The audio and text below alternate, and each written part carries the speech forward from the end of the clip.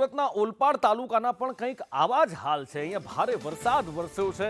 કોસમ ગામે મુખ્ય માર્ગ બંધ થઈ ગયો છે, અવરજવર બંધ થઈ ગઈ છે। અટોદરા 4 રસ્તા પર પાણી ભરાઈ ગયા છે અને સુરત આવવું હોય તો એ રસ્તો બંધ થઈ ચૂક્યો છે। પાણી ભરાતા અવરજવર માટે આ રસ્તો બંધ થઈ ગયો છે। ઠેર ઠેર લોકો ફસાઈ ગયા છે। ઉપરથી તમે જુઓ, આ એરિયલ વ્યૂ અમે આપને બતાવી રહ્યા છીએ કે જ્યાં જમીન શોધવી મુશ્કેલ પડી રહી છે, જ્યાં જુઓ ત્યાં માત્ર ને માત્ર પાણીનું સામ્રાજ્ય છે। ક્યાં રોડ, રસ્તા, ઘર કે પછી ક્યાં સોસાયટી કે ક્યાં ખેતરો છે, એ ઓલપાડ તાલુકામાં અત્યારે શોધવું અઘરું થઈ ગયું છે। ક્યાંક કમર પાણી ભરાયેલા છે તો ક્યાંક માથોડા પાણી ભરાયેલા છે અને આમાંથી કેવી રીતે પસાર થવું, અવરજવર કરવું શક્ય નથી। લોકો પોતપોતાના ઘરોમાં કેદ થઈ ગયા છે અથવા તો જે લોકો નીકળ્યા છે જ્યાં ઊંચાણવાળી જગ્યા પર જ્યાં સુધી પાણી નહોતું ત્યાં સુધી જઈ શક્યા છે અને બાકી રસ્તામાં અટવાઈ ગયા છે। આ ઓલપાડના દ્રશ્યો જે ખૂબ જ મોટી ચિંતાનો વિષય છે, આ મેઘરાજાનો કહેર બતાવે છે। જિલ્લામાં ભારે વરસાદને કારણે જે ગામને જોડતા છે એ રસ્તાઓ પર હાલ પાણી ભરાઈ ચૂક્યા છે। તમે દ્રશ્યો જોઈ શકો છો।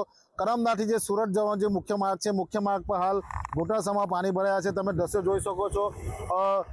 લોકો અહીંયાથી જીવના જોખમે પસાર થઈ રહ્યા છે। આજે સુરત કરમલાથી જે સુરત જવાનો જે માર્ગ છે, મોટી સંખ્યામાં અહીંથી વાહન ચાલકો અવરજવર કરતા હોય છે। ખાસ કરીને વહેલી સવારે જે કોસમ ગામ છે, કોસમ ગામની આજુબાજુ વિસ્તારોમાં ભારે પાણીની આવક થઈ હતી, જેને લઈને નદી નાળા છલકાયા છે અને ખેતરોના જે વિસ્તાર છે, ખેતરનું પાણી આ રસ્તા પર ફરી વળ્યું છે। ઘણું છે, થોડું ઘણું ઓછું થયું છે પહેલા કરતા સવાર કરતા।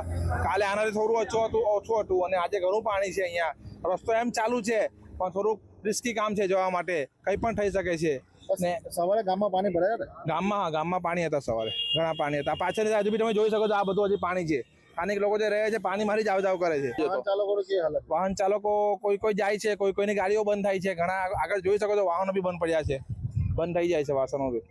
તમે જોયું છે કે આજે કોસમ ગામ છે, કોસમ ગામમાં હાલ જે રીતે સુરત જિલ્લામાં ભારે વરસાદ છે, વરસાદને લોકો હાલાકીનો સામનો કરી રહ્યો છે, વાહન ચાલકો હાલાકીનો સામનો કરી રહ્યો છે અને આજે સુરત જે જવાનું મુખ્ય માર્ગ છે, હાલ ઘૂંટણસમાં પાણી ભરાતા વાહન ચાલકો હાલ હાલાકીનો સામનો કરી રહ્યા છે। નિલેશ પટેલ, સંદેશ ન્યૂઝ, સુરત।